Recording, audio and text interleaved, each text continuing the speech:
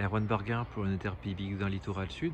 Je suis aujourd'hui rue de Tiquaire entre Plomeur et Le Guilvinec pour vous montrer une maison qui est proche de la départementale. Donc vous allez voir, on est en second rideau quand même, on est un peu en retrait, on entend quand même le bruit. De ce côté-là ça va, la rue de Tiquaire est assez calme. Et l'autre côté, côté départemental, c'est un peu plus animé. L'intérêt de la maison, c'est qu'on a un grand terrain et on a des assez grands volumes. 115 mètres carrés habitables et 1000 mètres carrés en superficie de terrain. Maison de 67. Donc vous avez vu qu'on a déjà une belle superficie devant et ça continue à l'arrière. Vous voyez qu'on a un terrain en fait qui nous sépare de la route derrière. Très peu de vis-à-vis, on voit très peu les voisins. Vous avez vu de ce côté-là et je vous montrerai l'autre côté, rue Tiquaire. Vous voyez, voilà, on a la route, on a quand même des murs assez hauts. On n'a quasiment aucune fenêtre, aucun voisin qui donne sur le jardin.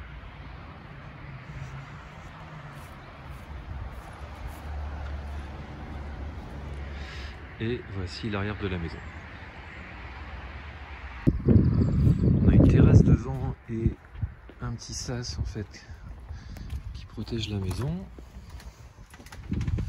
Donc l'ensemble est entièrement à rénover. Vous avez vu que la porte d'entrée là est PVC et il faudrait idéalement changer les autres menuiseries puisque le reste est en bois simple vitrage. Donc j'ai d'abord l'entrée, la pièce salon. Donc là c'est carrelé. L'autre pièce cuisine c'est carrelé aussi.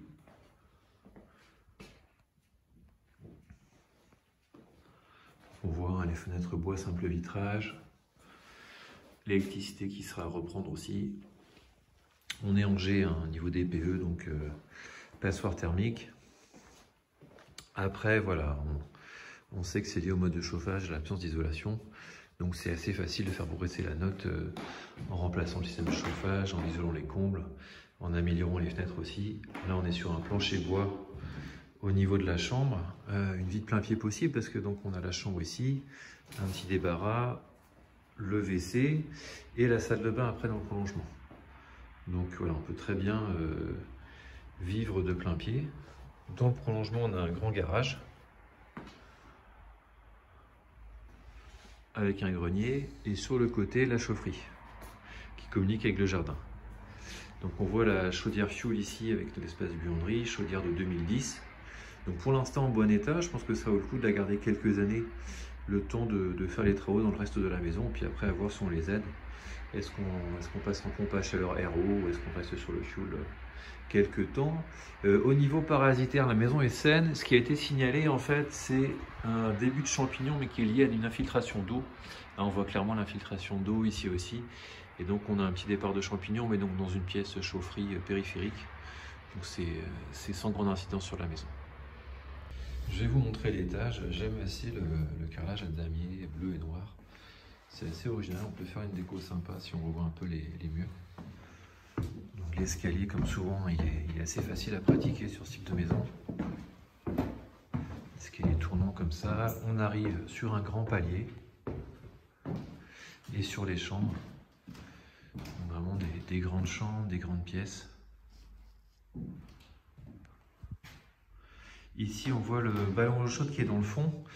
Je pense qu'avant, ils avaient une chaudière qui faisait aussi l'eau chaude.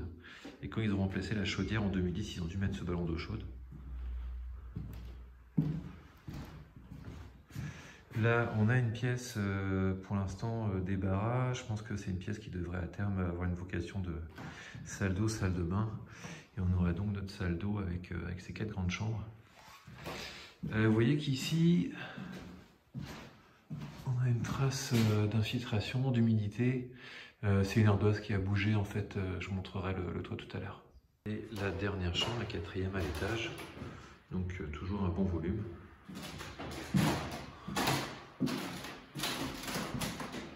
Avec une vue du jardin. Je vous parlais d'humidité dans la chambre, on voit ici l'ardoise qui manque. Donc voilà, ça doit ruisseler au goutte à goutte dans la chambre. Ça explique la trace qu'on voyait. Ouais, de manière générale, hein, on voit la gouttière ici doit avoir un défaut, parce qu'on voit l'eau qui coule aussi. Donc voilà, il y a une humidité, il y a des remontées capillaires ensuite. Je pense qu'il faudrait revoir les gouttières, revoir ce qui manque.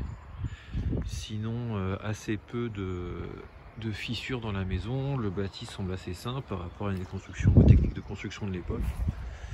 Sachant qu'on n'a pas eu de ravalement, donc forcément ça pourrait être fait pour réduire un peu l'humidité, mais il y a très peu de fissures apparentes alors que tout est visible.